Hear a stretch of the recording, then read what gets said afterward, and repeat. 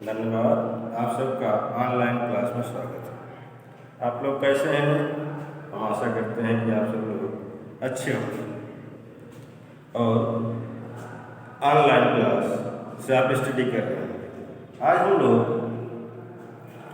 बहुत ही interested chapter जिसका नाम है ऊष्मा के बारे में डिस्कस करने वाले हैं। इसको कहते हैं हीट। एक ऐसा चैप्टर है जो कि हमारे व्यवहारिक जीवन में इसका हमेशा उपयोग होता रहता है। जैसे हम गर्मी के दिनों गर्मी के दिनों में जब हमारे ऊपर धूप पड़ती है तब हमें गर्म का एहसास होता है, अर्थात ऊष्मा हमको मिलती है। जब हम ऊष्मा को अवशोषित करते हैं ऊष्मा को लेते हैं तो हमारे शरीर का तापमान अपने आप बढ़ जाता है। ठंडी के दिनों में हम लोग आग के सामने बैठते हैं और अपने हाथ और पैर को गर्म करते हैं, अर्थात वहाँ से भी हमको क्या करते हैं? ऊष्मा मिलती है। दूसरी चीज़, यहाँ पर हम लोग ऊष्मा को जानने से पहले थोड़ा सा और जानेंगे। यहाँ पर ऊष्मा और ऊर्जा, ऊष्मा तथा ऊर्जा के बारे में थोड़ा सा डिस्कस कर लो। क्या दोनों एक ही चीज़ें हैं कि अलग अलग चीज़ें हैं? ठीक, पहले हम लोग क्या चीज़ जानेंगे? ऊष्मा और ऊर्जा के बारे में। ऊष्मा क्या है और ऊर्जा क्या है, या दोनों एक ही चीज़ है।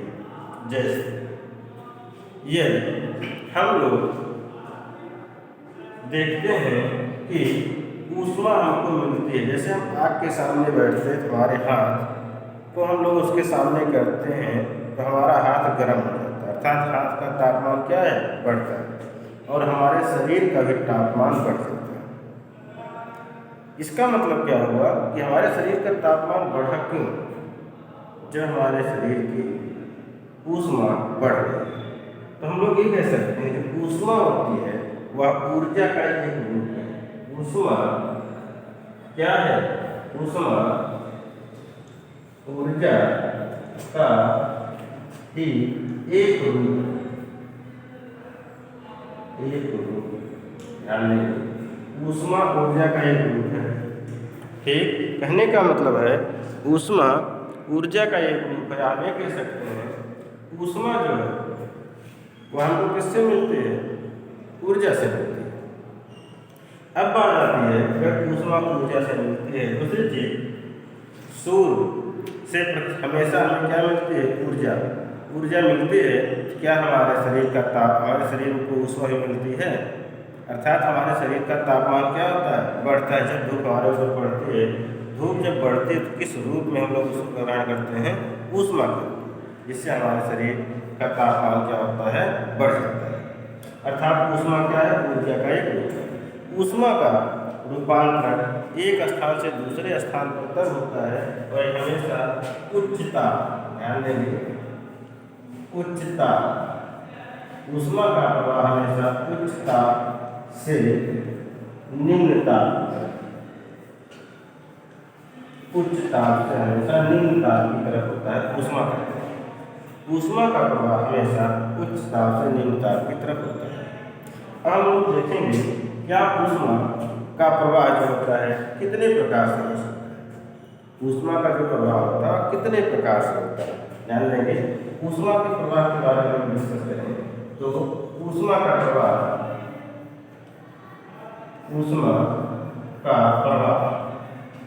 कितने प्रकार से होता है, या ऊष्मा का स्थानांतरण कितने प्रकार से होता है। ऊष्मा का स्थानांतरण कितने प्रकारों से होता है। यह जो है अर्थात ऊष्मा एक स्थान से दूसरे स्थान पर स्थानांतरित होती है, उसका हम लोग ऊष्मा का प्रवाह कहते हैं, ऊष्मा का स्थानांतरण। इसी को ऊष्मा का स्थानांतरण भी कहते हैं। ध्यान देंगे, ऊष्मा का प्रवाह या ऊष्मा का स्थानांतरण। अब ऊष्मा का प्रवाह और ऊष्मा का स्थानांतरण ये कितनी विधियों साथ से होता है, या कितने प्रकार से होता है। यह होता है 3 प्रकार। एक होता है चालन, ध्यान देंगे। दूसरा होता है संवहन और तीसरा होता है आपका विकिरण, अर्थात ऊष्मा का जो प्रवाह होता है या ऊष्मा का जो स्थानांतरण होता है 3 विधियों से होता है। एक होता है चालन, एक होता है संवहन और तीसरा होता है विकिरण। तो हम लोग पहले जानेंगे चालन क्या होता है। जैसे देखोगे ऐसे मान लो कि आपका एक घड़ा है, ठीक है, क्या है आपका एक लोहे की छड़ है, लोहे की छड़ है आपकी, लोहे की छड़। इस लोहे की छड़ के एक सिरे को आप लोग गर्म करते हैं, लोहे की छड़ को अगर हम लोग एक सिरे को गर्म करते हैं तो कुछ देर के बाद धीरे धीरे उसका दूसरा सिरा अपने आप या स्वयं क्या होता है, गर्म हो जाता है। या कोई भी धातु है उसके अगर एक सिरे को हम लोग गर्म करते हैं तो दूसरा सिरा अपने आप से क्या होता है, गर्म होता है। किस प्रकार से, जैसे मान लीजिए लोहे की जो छड़ है इस प्रकार से, इसमें इस प्रकार से इसके कण है एक दूसरे से क्या जुड़ गई। अब पहले इसका ध्यान देंगे, जो पहला वाला आपका कड़वा है गर्म, यहाँ से ऊष्मा का स्थान दूसरे में, फिर तीसरे में, फिर ऐसे होता हुआ लास्ट में कहाँ पर पहुँच जाए, सबसे किनारे वाले पर पहुँच जाए। अर्थात यह ऊष्मा का स्थानांतरण एक कण से दूसरे कण, दूसरे से तीसरे, तीसरे से चौथे, चौथे से पांचवें, इस प्रकार से होता हुआ यह प्रक्रिया तब तक चलती रहेगी। ऊष्मा का स्थानांतरण, ऊष्मा का प्रवाह तब तक चलता रहेगा जब तक कि इस पूरे आपके गाढ़ का जो ताप है वह समान नहीं हो जाता। अर्थात ये ऊष्मा का स्थानांतरण तब तक चलेगा जब तक कि पूरी छड़ का ताप एक समान नहीं हो जाता। ये तो हो गया आपका चालन। अब हम लोग डिस्कस करेंगे चालन किस प्रकार से होता है, लेकिन मैं थोड़ा सा इसके बारे में संवहन क्या होता है, संवहन के बारे में। जैसे कोई आपका पात्र है, ध्यान दें, कोई आपका पात्र है, इसमें मान लीजिए आपका द्रव भरा हुआ है, कोई आपका पात्र है इसमें द्रव भरा हुआ है। अब द्रव भरा हुआ है, अगर हमें कहें इस द्रव को, जो द्रव भरा हुआ है इस द्रव को हम लोग क्या करें, गर्म करें। ध्यान दें, क्या करेंगे, गर्म करते हैं। अगर इसको हम लोग गर्म करेंगे, इस द्रव जो भरा हुआ पात्र इसको हम लोग गर्म करते हैं, तो इसमें इस प्रकार से क्या है, सभी इस प्रकार से व्यवस्थित है। अब इसमें होगा क्या, जब हम इसको गर्म करेंगे सबसे पहले इस नीचे वाले कण का तापमान बढ़ेगा। ध्यान देंगे, पहले किस कण का तापमान बढ़ेगा, जो सबसे नीचे होगा, जो तली में होगा उस कण का तापमान क्या होगा, बढ़ेगा।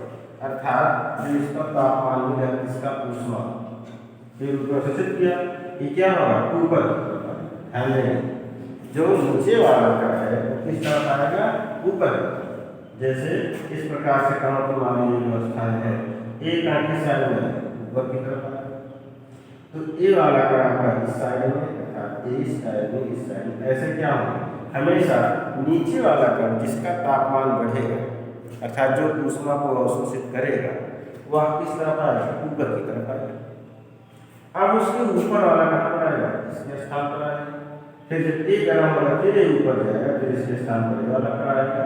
यह प्रक्रिया ऐसे तब तक चलती रहेगी जब तक कि पूरे द्रव का तापमान समान नहीं हो जाता।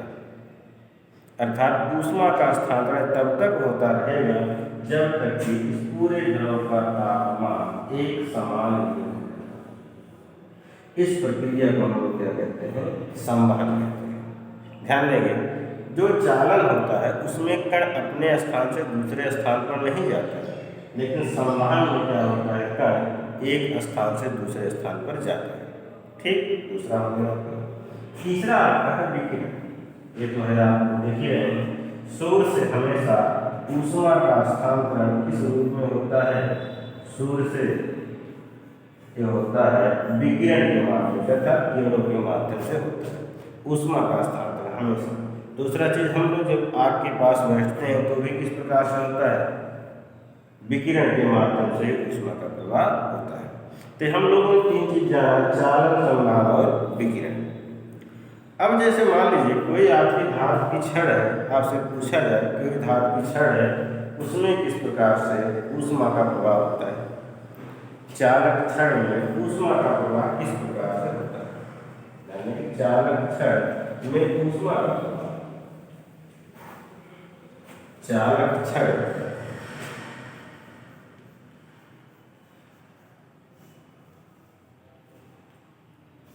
चालक छड़ में ऊष्मा का प्रवाह। अब चालक छड़ में ऊष्मा का प्रवाह हो रहा है, किस प्रकार से होता है ध्यान देंगे। जैसे मान लीजिए कोई आपकी चालक छड़ है, इस प्रकार से कोई आपकी चालक छड़ है, इस प्रकार से किसी धातु की है, इसमें इस प्रकार से कण होंगे बहुत से, एक दूसरे से बहुत पास इस प्रकार से मान लीजिए सभी कण व्यवस्थित है। जो चालक छड़ में होता है ऊष्मा का प्रवाह, और ध्यान देंगे मुक्त इलेक्ट्रॉन एक शब्द है, मुक्त इलेक्ट्रॉन, ये होता क्या है, मुक्त इलेक्ट्रॉनों के द्वारा ऊष्मा का प्रवाह होता है। किसके द्वारा? मुक्त इलेक्ट्रॉनों के द्वारा ऊष्मा का प्रवाह होता है। किसमें? चालक छड़ों में, अर्थात चालक छड़ें वे होती हैं जिसमें ऊष्मा का प्रवाह होता है या ऊष्मा का स्थानांतरण होता है। तो यह मुक्त इलेक्ट्रॉनों के द्वारा होता है। ये मुक्त इलेक्ट्रॉन होते क्या है? मुक्त इलेक्ट्रॉन जो है, जो ऐसे इलेक्ट्रॉन होते हैं, मुक्त इलेक्ट्रॉन ऐसे इलेक्ट्रॉन होते हैं जो अपनी कक्षा में चक्कर न लगाकर स्वतंत्र पूर्वक चक्कर लगाते रहते हैं। कहने का मतलब है जैसे पहली कक्षा, दूसरी कक्षा, तीसरी कक्षाओं में इलेक्ट्रॉन चक्कर लगाते हैं, ये क्या करते हैं, अपनी कक्षा में चक्कर न लगा स्वतंत्र पूर्वक अर्थात मुक्त रूप से गति करते रहते हैं। उन्हीं को हम लोग क्या कहते हैं? मुक्त इलेक्ट्रॉन। आपसे पूछा गया मुक्त इलेक्ट्रॉन किसे कहते हैं? मुक्त इलेक्ट्रॉन वे इलेक्ट्रॉन होते हैं जो अपनी कक्षा में चक्कर न लगा करके, जो अपनी कक्षा में चक्कर न लगा करके स्वतंत्र पूर्वक या मुक्त रूप से गति करते हैं, उनको हम लोग क्या कहते हैं? मुक्त इलेक्ट्रॉन कहते हैं। यही मुक्त इलेक्ट्रॉन के कारण चालक छड़ों में ऊष्मा का प्रवाह होता है। चालक छड़ों में ऊष्मा का प्रवाह होता है। यही जो चालक छड़े जो मुक्त इलेक्ट्रॉन होते हैं, वही ऊष्मा को एक स्थान से दूसरे स्थान तक स्थानांतरित करते हैं। ये चलते हैं तभी ऊष्मा का प्रवाह होता है, अर्थात इनकी हमेशा चलते रहते हैं, जिसके कारण ऊष्मा का प्रवाह होता है। अर्थात आपसे पूछा जाए चालक छड़ में ऊष्मा का प्रवाह किसके द्वारा होता है, तो हम बताएंगे मुक्त इलेक्ट्रॉनों के द्वारा होता है। और यही मुक्त इलेक्ट्रॉन जो है ऊष्मा को एक स्थान से दूसरे स्थान तक ले जाते हैं। अब हम लोग जानेंगे नेक्स्ट टॉपिक, बहुत इंपॉर्टेंट टॉपिक है, इसके बारे में डिस्कस करेंगे। ऊष्मा चालकता, ऊष्मा चालकता गुणांक। ध्यान देंगे, बहुत ही इंपॉर्टेंट टॉपिक है, कई बार पूछा जाता है, एग्जाम में पूछा जाता है ऊष्मा चालकता गुणांक किसे कहते हैं, या इसका मात्रक क्या होता है, या इसकी बीमा क्या होती है। कुछ चीज़ें ऐसी हैं ऊष्मा चालकता गुणांक देखेंगे। एक चालक मान लीजिए छड़ है, एक चालक छड़ है, एक चालक छड़ हमने लिया, यानी एक चालक छड़ अर्थात ऐसी छड़ जिसमें ऊष्मा का प्रवाह होता है, एक चालक छड़ लिया। इसके पहला सिरा जो है इसका ताप है θ1, और जो दूसरा सिरा है इसका ताप कितना है θ2, और θ1 ध्यान देंगे θ1 ग्रेटर देन θ2। एक चालक छड़ जिसके सिरे का ताप θ1 और θ2 है, पहले सिरे का ताप दूसरे सिरे के ताप से ज़्यादा है, और इस चालक छड़ की लंबाई है स्मॉल है। चालक छड़ की लंबाई है स्मॉल है। चालक के सिरे के अनुप्रस्थ काट का क्षेत्रफल कैपिटल ए, और ये ऊष्मा इसमें प्रवाहित होने वाली है। ध्यान दें हमने क्या क्या चीज़ किया, एक चालक छड़ ली हमने जिसकी लंबाई L है, जिसके पहले सिरे का ताप θ1 है, दूसरे सिरे का ताप θ2 है, और इसकी लंबाई L है।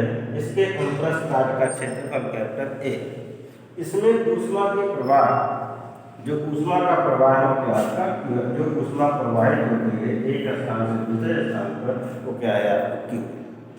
जो ऊष्मा प्रवाहित होती है इन कारकों पर डिपेंड करती है। जैसे कोई अगर आपकी चालक छड़ छोटी है, मान लेते हैं कोई चालक छड़ छोटी है तो उसमें ऊष्मा का प्रवाह, कोई चालक छड़ बड़ी है उसमें ऊष्मा का प्रवाह, क्या दोनों में सेम टाइम लगेगा? नहीं लगेगा। जो चालक जितनी ज़्यादा लंबी होगी, जो चालक जितनी ज़्यादा लंबी होगी उसमें ऊष्मा जो प्रवाहित हो रही है उतना ज़्यादा समय लगेगा।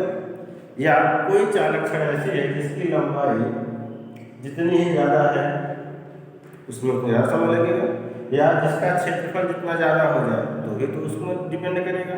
इसका मतलब है जो ऊष्मा का प्रवाह है वह कई चीज़ों पर निर्भर करता है। पहला, जो चालक छड़ में ऊष्मा प्रवाहित हो रही है वह इसके अनुप्रस्थ काट के क्षेत्रफल के अनुक्रमानुपाती होती है।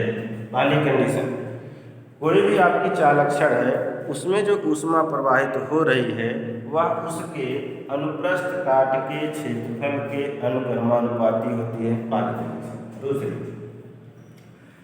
ऊष्मा प्रवाह जो है वह दोनों सिरों के तापों के तापांतर अर्थात θ1 माइनस θ2 के भी अनुक्रमानुपाती होती है।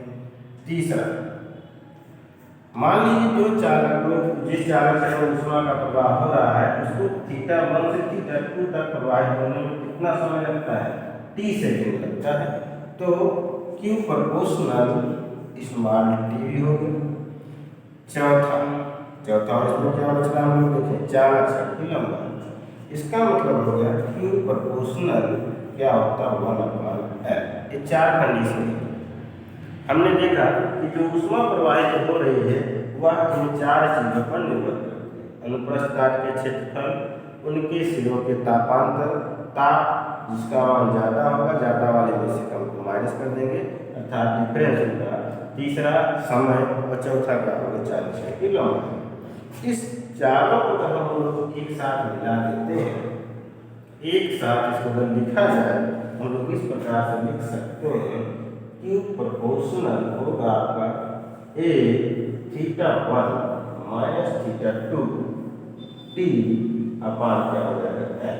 हमने चारों को एक साथ मिलाएंगे, जो अनुक्रमानुपाती है वो गुणा के फॉर्म में होगा और जो व्युत्क्रमानुपाती है वो आपका डिवाइडेड अनुपात के फॉर्म में होगा।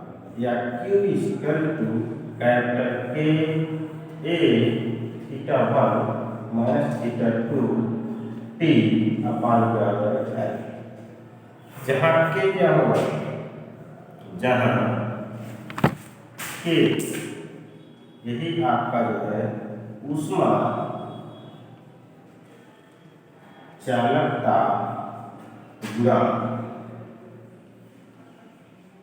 यानी ऊष्मा चालकता गुणांक, ऊष्मा चालकता गुणांक जहाँ K क्या है ऊष्मा चालकता गुणांक। अब अगर K ऊष्मा चालकता गुणांक है इस K की वैल्यू क्या होगी? पहला तो आपका फार्मूला यही हो गया Q equal to K minus θ2 T upon L। ठीक, अब इसके बाद हम लोग थोड़ा सा देखेंगे कि यहाँ आपका K की वैल्यू यहाँ पर क्या है। K की वैल्यू हम लोग फाइंड करते हैं। K इक्वल टू आपका हो जाएगा Q L upon A θ1 minus θ2 ये आपका हो गया।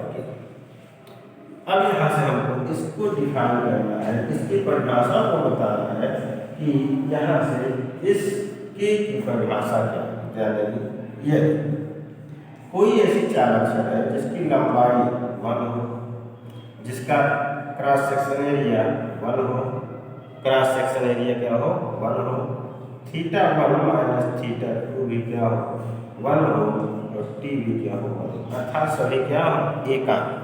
कहने का मतलब है ये कोई चालक छड़ ऐसी है जिसकी लंबाई 1, अनुप्रस्थ काट का क्षेत्रफल 1, तापांतर 1 डिग्री सेल्सियस और समय कितना लगा हो 1 सेकेंड लगा हो, तो A इक्वल टू इसलिए हो जाएगा Q के मान के बराबर हो जाएगा। अब इसको हम लोग डिफाइन इस प्रकार से डिफिनीशन को कैसे बताएं, तो हम लोग बताएंगे यदि किसी चालक छड़ की लंबाई, उसके अनुप्रस्थ काट का क्षेत्रफल तथा तापांतर एकांक हो और 1 सेकेंड में एक सेकंड में जो ऊष्मा का प्रवाह होता है, एक सेकंड में जो ऊष्मा का प्रवाह होता है उसको ऊष्मा चालकता गुणांक कहते हैं। एक सेकंड में जितना ऊष्मा का प्रवाह होता है उसको हम ऊष्मा चालकता गुणांक कहते हैं। ध्यान देंगे कैसे?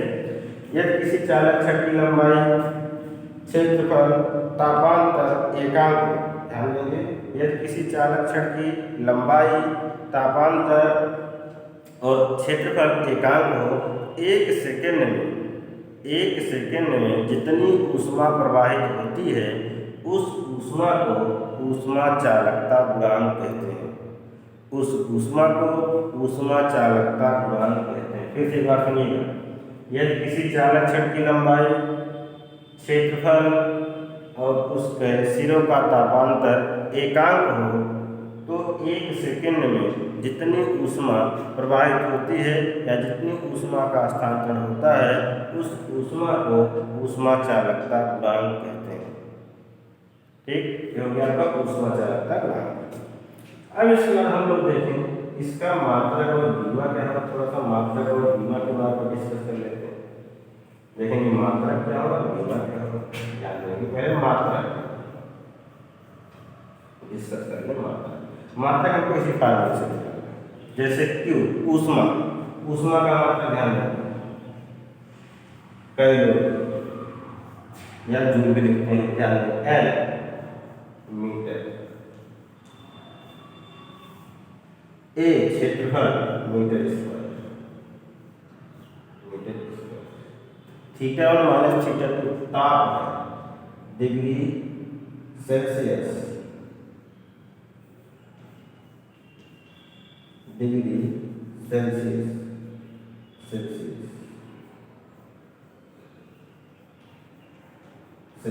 और क्या बचा? टी समय, मतलब सेकंड। कैलोरी मीटर, ध्यान दें, कैलोरी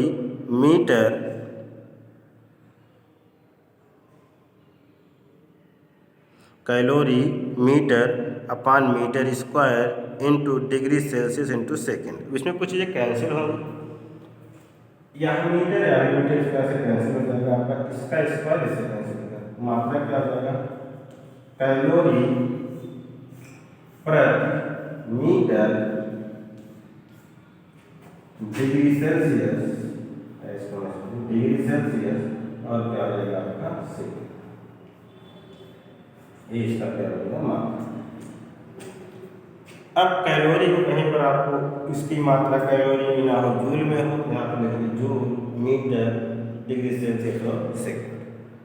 अगर इसकी हम बीमा लेंगे तो बीमा क्या होगा? बीमा ऊष्मा और ऊर्जा दोनों की बीमा एक ही होती है, अर्थात इसकी जो बीमा होगी ML2T माइनस 2 अपान मीटर, मीटर का होगा डिग्री सेल्सियस, इसको लिखते हैं थीटा, और सेकेंड आपका हो गया। तो यहाँ पर देखेंगे ML और एक कैंसिल हो जाएगा L, T यहाँ पर है, T माइनस 2 यहाँ पर, T ऊपर जाएगा, T माइनस 2 और थीटा को ऊपर ले जाएगा। इसकी बीमा यहाँ पर हम लोगों ने क्या क्या चीज़ें जाना, ऊष्मा और ऊर्जा के बारे में जाना। दूसरा, ऊष्मा का स्थानांतरण या प्रवाह किस प्रकार से होता है, इसको हमने जाना कितनी विधियों से। चालक छड़ों में ऊष्मा का प्रवाह कैसे होता है, इसके बारे में हमने जाना। और हम लोगों ने जाना ऊष्मा चालकता गुणांक किसे कहते हैं, उसका मात्रक क्या होता है, उसकी बीमा। आज की क्लास में बस इतना ही। हम लोग नेक्स्ट वीडियो में इसके नेक्स्ट टॉपिक के बाद डिस्कस करेंगे। यह बहुत ही इंपॉर्टेंट टॉपिक है जिसका हमारे व्यवहारिक जीवन में बराबर उपयोग होता रहता है, ऊष्मा का हमेशा उपयोग होता रहता है। तो आज आप लोग इसके बारे में जाकर स्टडी करेंगे, फिर इसके बाद नेक्स्ट वीडियो में जो भी आपको प्रॉब्लम दूर की जाएगी। Thank you.